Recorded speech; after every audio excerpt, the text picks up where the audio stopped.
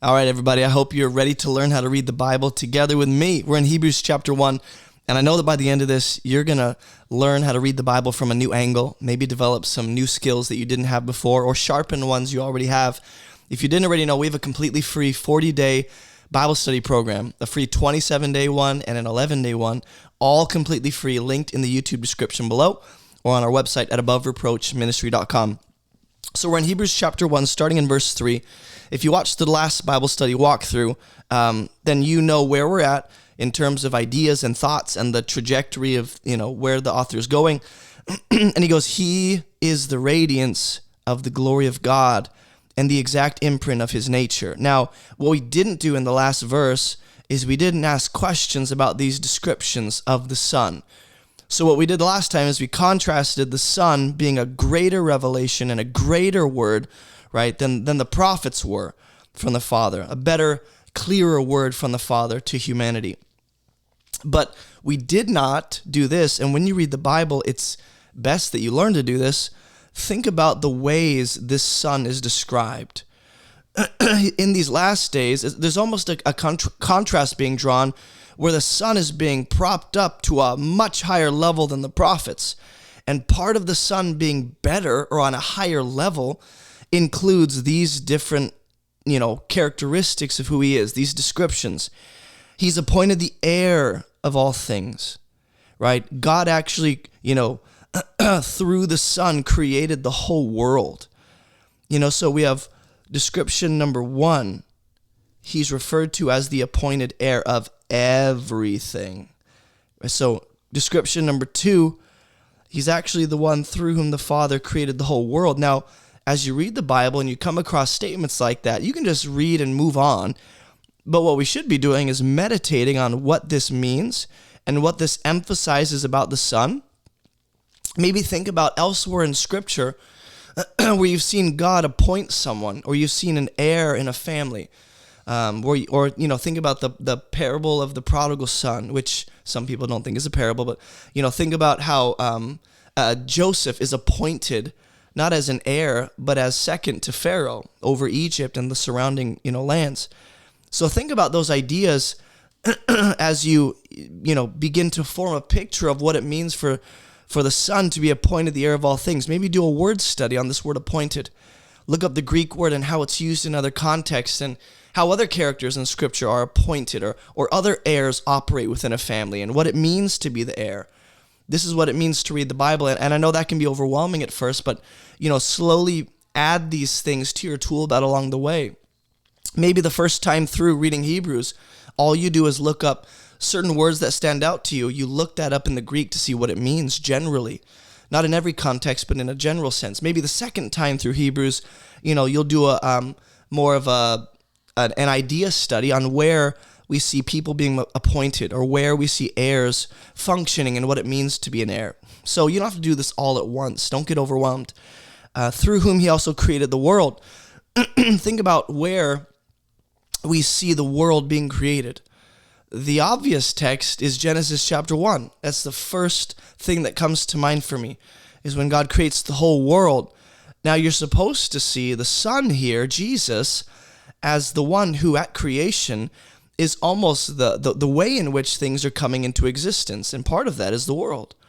So it's a father-son relationship and partnership in creation. And so maybe what you would do as you read here, you go, wow, and maybe you've never read this before, and you go, what do you mean, that the Father created the world through the Son? Well, maybe go back to Genesis and read that narrative and think about how Jesus would be there. Or think about other texts in the Psalms where God is creating the world and the psalmist is expanding on that idea. And then, picture Jesus there and see how that fits into this text. Now, verse 3, as I said in the last episode, we have a list developing here. Pay attention to lists. We have a list of descriptions developing about the Son. There's a clear picture being painted of this Son. He's the heir. He's the method of creation. He's the radiance of the glory of God. He's the exact imprint of his nature. What does this emphasize about the Son, and how does that make him appear better than the prophets in the days of old? Well, no other prophet was appointed the exclusive heir. Pay attention to the word the here, not an heir as if to be one among many, but the as if to be the only exclusive, right? Think about how no one else, no other prophet can say they were there at creation and they're the method of the world being created. No other prophet can say they're the radiance of the glory of God. So this is painting Jesus on a completely different level than any other prophet that comes before him. And he is a prophet, but he's not only a prophet. He's the radiance of the glory of God. Think about what this picture does for you. Or this, what kind of picture this idea paints in your head. And meditate on that, you know. Maybe do a word study on the word radiance and where else you see that in Scripture and what it usually refers to. You know, one common picture that what might help, you know, clarify what's happening here is sort of what the rays of the sun are to the sun itself. The brightness or the glory or the radiance of the sun is an extension of the sun. Well, the sun here, Jesus, not the actual sun, like the body of gas, he's the radiance of the glory of God. He's the exact imprint of his nature. When you read the Bible and you see a list forming or you see, you know, these unique descriptions, something you should learn to ask is why, and I'm connecting this, I knew I didn't draw a line there for nothing.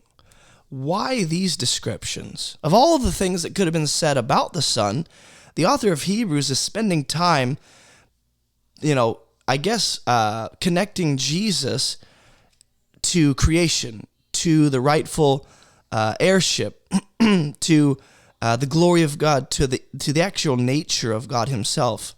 So something that's on us to do is to meditate on that. He's the exact imprint of God's nature. What does that mean? Why does he add the word exact? Why not just the imprint of his nature? Why the exact? How does that clarify even more what's being said here? That he's not just some imprint of the nature, but the exact imprint of his nature. Look at this other description that's going to be said here, okay? This is something that Jesus actually does rather than just being. It says he upholds the universe by the word of his power. Now that's interesting. So we have Jesus being the embodiment of God's nature, the radiance of his glory, the heir of all things, the one who, is the method of creation. Now we have another description tagged on. It's that he upholds the universe. And this is Jesus. This is the Son by the word of his power. What I want you to think about, and you wouldn't otherwise know this unless I told you, or if you read Hebrews enough to see this, but sometimes early in a book, the first chapter will actually give you the table of contents for the whole book. What we have in Hebrews is exactly that happening here. All these different ideas that are attributed to the Son are going to be unpacked in depth in later chapters. It's as if the author's giving you a table of contents. He's outlining the rest of the book for you and giving you the main ideas in their basic form before he unpacks it. Jesus being the heir, the one who created the world or the method of creation, the radiance of God's glory, the exact imprint of his nature, the one who upholds the universe by the word of his power. Something we might ask is, why is it that it's not just his power, but by the word of his power? What does that emphasize? So if that's kind of confusing to you and you're like, I don't really know what that means. This happens to me all the time when I read the Bible. I'll go look at other reliable modern translations and see how they translate that into the English. And I kind of collect that and then I compare it to what I see in the Greek. Not that I read Greek, but it can at least, these Greek lexicons can tell you what the word or this phrase means in this context or another context, and I'll compare that.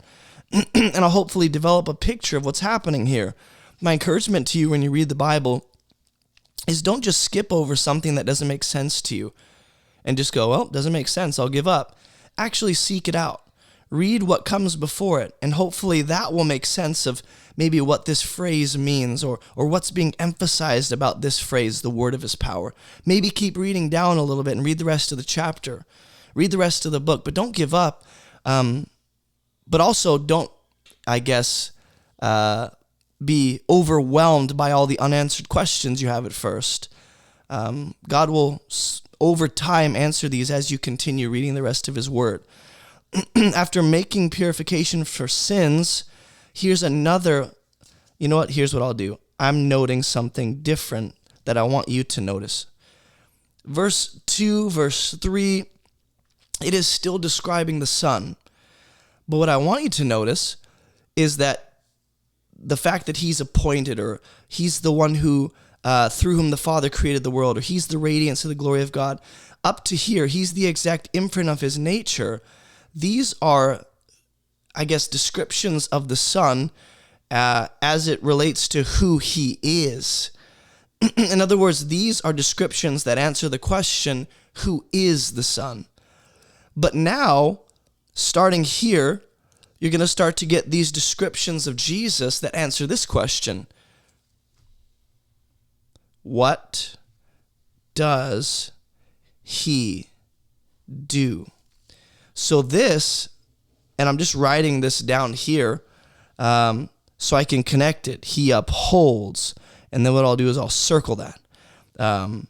He makes purification, and then I'll circle that. Maybe what I'll do is I'll take another pen, and I'll notice a shift here, and I'll go, well, starting here with this upholding the universe, that's the first description of the Son that describes what he does, not who he is, but what he does. And right here, I'll put maybe a number 2, which you guys probably can't see, but I'm going to put it nonetheless.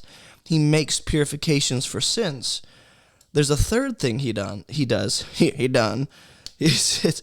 sits down, number 3, at the right hand of the Majesty on high. And we can go into verse 4, and there's going to be one other thing that he does. He actually becomes superior. These are 4 things that the Son does. So what we have in verse 2, 3, and 4 is a clear description of the Son, a list of his qualities, right? But 1, 2, 3, 4 of them have to do with who the Son is. And I want you to notice this when you read the Bible. Whenever there's a list or a train of thought, is there any shift in the ideas? Does the list continue? For instance, the way you would answer that question is by taking all these different items in the list of descriptions of the Son. And then I would say, what are the similarities between all these different descriptions? What are the differences?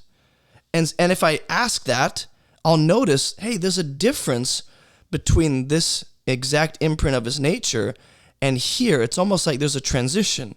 When we get to him upholding the universe, from here on out, it's actions, things he does, or things that are done to him. He becomes superior, which, partially is him doing that, but also it's something being done to him by the Father. So the point is, notice any differences between the items in a list, and it might help you notice a shift in the idea and the thought process and where, the author's taking you. Well, now he wants you to see what the Son does, right? So we'll continue this in the next Bible study walkthrough, and we'll continue to ask questions like, what does it mean that he upholds the universe? Why are these things emphasized? How do they relate to what's been said before? Okay, that's what we do when we read the Bible. We want to relate the ideas in the current verse to the ideas that were in the previous verses, right? So that's my biggest tip to you, is read things in context. Make sense of how they logistically connect, right? There's a lot of, this is a very, I can't think of the word, logical, reasonable work of art is what this is. And God has so structured and designed his word in such a way where there are these profound connections that are on us to discover as he leads us, all right? So that's today's Bible study walkthrough. I'll see you guys in the next one, starting in Hebrews chapter 1, verse 3 and 4.